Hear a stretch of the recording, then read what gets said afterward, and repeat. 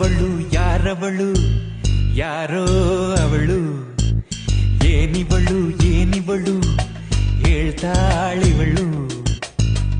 ಸುಮ್ಮನಿದ್ದೆ ಇಲ್ಲಿ ತನಕ ಕಂಡ್ಬಿಟ್ಲು ಆತಂಕ